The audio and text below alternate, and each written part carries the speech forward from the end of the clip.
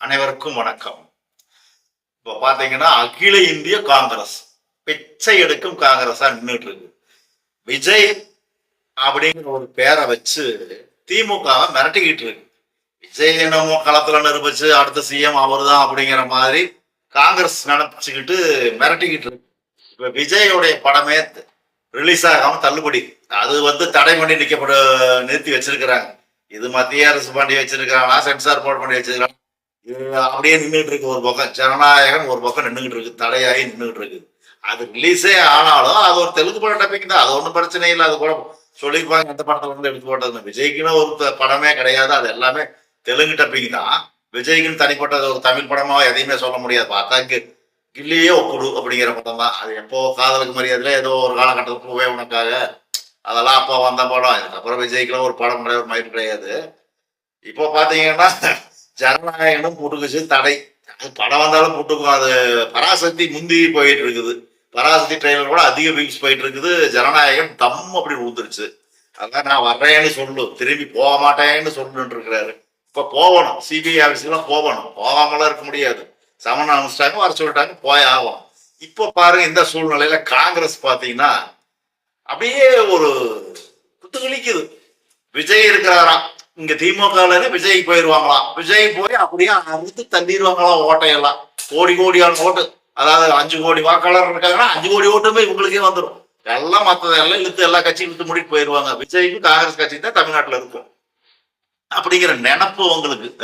நினைச்சு பாருங்க. மாணிக் தாக்கூர் ஒரு பக்கம், ஜோதிமணி ஒரு பக்கம், அழகிரி, அதாவது KS அழகிரி முன்னாள் காங்கிரஸ் தலைவர், அவர் ஒரு பக்கம். இந்த அளவுக்கு எல்லாம் ஆளாளு போனாட்டு பண்ணிட்டு இருக்கிறாங்க. இன்னமும் திமுக பெரிய ரியாக்ஷன் வரல. அதுக்கு என்ன அர்த்தம் அப்படின்னா, நீ வெளியே போறனா போய்க்கோ அப்படின்னு தான் அர்த்தம். வெளியே போனா கண்டிப்பா பைசாவுக்கு பிரயோஜனம் கிடையாது. பைசாவுக்கு பிரயோஜனம் கிடையாது. திமுக கூட்டணி இருந்தாலும் சரி, மொத்த கூட்டணியுமே தோக்கிறது உறுதி. அங்க என்ன ஏடிஎம்கேல சலசலப்பு இருந்துகிட்டே இருக்கு. ஏடிஎம்கே சரியான ஒரு போல்ட்டா, ஒரு வெயிட்டா, ஜெயலலிதா மாதிரி, எம்ஜிஆர் மாதிரி ஒரு போல்ட் நல்ல ஒரு தலைமை இல்லாதனாலதான் ஸ்டாலின் ஆட்சிக்கே வர முடிஞ்சது. இல்லைன்னா கனவுல கூட ஸ்டாலின் ஆட்சிக்கெல்லாம் வந்திருக்க முடியாது.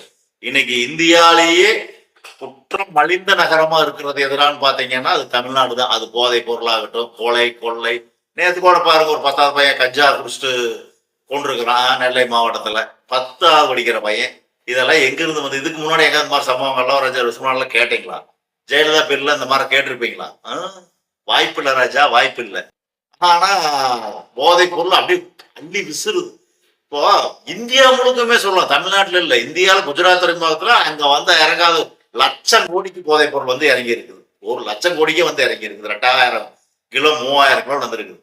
அமெரிக்கா வெனிசுலா நாட்டு அதிபரை எதுக்காக கடத்தினா? அமெரிக்கா ட்ரம்ப் அங்க அவன் நாட்டுல இருந்து போதை பொருளை அமெரிக்காக்குள்ள கடத்துறான் அப்படின்னு ஒரு குற்றச்சாட்டு. பொய்யா அது உண்மையா அப்படிங்கிற ஒரு பேரை வச்சு தூக்கிட்டான்ல.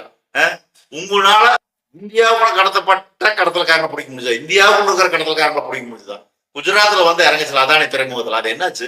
2000 கிலோ என்னாச்சு? யாருக்காவது விட தெரிஞ்சுதா? இது வரைக்கும் யாருக்கும் விட தெரியல. போதை இந்தியா முழுக்கும் அழிஞ்சு போச்சு. மோடி ஆட்சியும் ஒண்ணுங்க பெருசு இல்லை. இப்போ எடப்பாடியாருக்கு வேற வழி இல்லை, பிஜேபியோட கூட்டணி வச்சுதான் ஆகணும். அதனால வைக்கிறாரு. அதனால அந்த கூட்டணி பலவீனமா இருக்குது. பிஜேபியோட கூட்டணி ஏடிஎம்கே வச்சதுன்னா அது பலவீனம் தான், அது மாற்றமே கிடையாது. நல்லா நீங்க சிந்திச்சு பாருங்க, அது வழங்காது. ஸ்டாலினுக்கு ஒரு என்ன தைரியம்னா, பிஜேபி எதிர்ப்பு அப்படிங்கிறது தமிழ்நாட்டில் இருக்கு, அதனால நம்ம வந்துடலாம் அப்படிங்கிறது தான் ஸ்டாலினுடைய தைரியமே. மத்த நம்ம நல்லாட்சி செஞ்சோம் அதனால மக்கள் ஓட்டு போடுவாங்க அப்படின்னு எல்லாம் ஸ்டாலின் நினைக்க கிடையாது. அது ஸ்டாலினுக்கு தெரியும், நம்ம ஆட்சியே செய்யல அப்படிங்கிறது ஸ்டாலினுக்கு நல்லாவே தெரியும். அதனால அவங்க இஷ்டத்துக்கு ஆட்சி பண்ணிக்கிட்டாங்க. ஐஏஎஸ் அதிகாரி, ஐபிஎஸ் அதிகாரி, மற்ற துறையில் இருக்கிறவங்களாம் அவங்க அந்த துறை சேர்ந்தவங்க அவங்களே ஆட்சி, சுயாட்சி. இதுக்கு பேர் தான் மாநிலத்தில் சுயாட்சிங்கிற பேர். அண்ணாதுரை சொன்னார் இல்லைங்களா, மாநில சுயாட்சின்னு. அது இதுக்கு பேர் தான். அவங்க ஆட்சி செஞ்சுக்கிறது, அதிகாரிகளே ஆட்சி செஞ்சு கொள்வதற்கு பெயர் சுயாட்சி அப்படிங்கிறது ஸ்டாலினுக்கு நல்லா தெரியும். அந்த தைரியத்துல ஸ்டாலின் இருக்கு. இப்ப என்னடான்னா காங்கிரஸ் அகில இந்திய கட்சியா, அகில இந்திய கட்சி. இந்த கட்சியினோட பேர சொல்றதுக்கு அவ்வளவு கோபம். 2 லட்சம் தமிழர்களை கொன்னு குவிச்சாங்கல்ல, மனசார கொண்டாங்க. படுவுல அப்படியே ரத்த சிந்த துடிக்கி கொண்ட கட்சி இந்த காங்கிரஸ் கட்சி. இப்ப யாருக்கு முன்னாடி நிக்குது பாருங்க, விஜய் தான் தலைமையா. விஜய் நம்பிட்டு அப்படியே பின்னாடி ஜால்ரா ஜெயிஞ்சக்கான் ஜால்ரா போட்டுருக்கு. எப்படி ஜால்ரா போடுது? மோதிரமா இருந்தா அரசியல்வாதி விஜய்கிட்ட மோதுங்க, ஜனநாயக விஜய்கிட்ட மோதாதீங்க. இதெல்லாம் ஒரு பேச்சாயா? இதெல்லாம் அரசியல்வாதி உங்களுக்குள்ள நீங்க எல்லாம் வந்து 100 ஆண்டு கால அரசியல் கட்சியாயா உங்களுக்கு எல்லாம்? வெக்கமா இல்ல, கேவலமா இல்ல வெளி சொல்றதுக்கு? தமிழ்நாட்டில் இருக்கிற அரசியல்வாதி இருக்கலாம். தமிழ்நாட்டில் எங்க அரசியல் தலைவர்கள் இருப்பாங்க. காங்கிரஸ் பொறுத்த வரைக்கும் தலைவர்கள் மட்டும் தான். நான் போன காணொலியோட சொல்லியிருப்பேன். ஒன்லி தலைவர்ஸ் தான், நோ தொண்டர்ஸ். ஒன்லி தலைவர் உள்ள கட்சி எதுனா அது காங்கிரஸ் கட்சி தான்.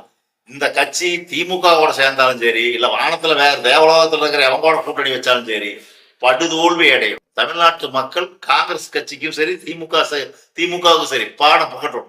ஆனா எதிர்பக்கம் பாத்தீங்கன்னா பிஜேபி வேற இருக்கு. அதுதான் இங்க அதிமுகவுடைய மிகப்பெரிய பலவீனம். இப்போ எடப்பாடியார் அங்க போனதுக்கு காரணம், வேலுமணி அங்க போறதுக்கு காரணம் அமித்ஷாவுடைய அழுத்தம் தான். எடப்பாடியார் கண்டுக்காம தான் இருந்தாரு. அமித்ஷா திருச்சியிலாம் வரும்போது எடப்பாடியார் போகல பாருங்க, சேலத்துல தான் இருந்தாரு, கண்டுக்காம தான் இருந்தாரு. ஆனா இப்ப அது பிரஷர் கொடுத்ததுனாலதான் எடப்பாடியார் அங்க போயிருக்கிறாரு. வேலுமணி முதல்லயே அங்க போயிட்டாரு. இப்ப அது பலகீனமா இருக்கிறதுனாலதான் ஸ்டாலினுக்கு அப்படியே ஒரு கொஞ்சம் கொண்டாட்டம். என்னைக்கு பிஜேபி தூக்கி விசிறிட்டு அதிமுக வருதோ அன்னைக்கு ஒரு வாய்ப்பு, நல்ல வாய்ப்பு கிடைக்கும். டிடிவி ஓபிஎஸ் எல்லாம் அவங்க எல்லாம் வந்து ஒன்னும் பிரச்சனை இல்லை. அவங்க டிடிவி சொன்னாரு துரோகி பழனிசாமி. நீங்க யாரு? துரோகிகால தான் நீங்களும் வந்து விழுதுறீங்க, குப்புன்னு வந்து விழுந்துருக்கிறீங்க. ஓபிஎஸ் முதல்ல விழுந்துட்டாரு, நீங்க கொஞ்சம் லேட்டா விழுவுறீங்க. நீங்க மட்டும் என்ன யோக்கியதுமா? நான் வந்து அரசியல்ல வெற்றி பெறணும், தேர்தல் நேரத்துல வெற்றி பெறணும்னா நம்மன் எதிரி துரோகி அப்படியெல்லாம் எதுவும் கிடையாது. எனக்கு வெற்றி ஒண்ணுதான் முக்கியம். அப்ப அதான் எடப்பாடியார் செஞ்சாரு.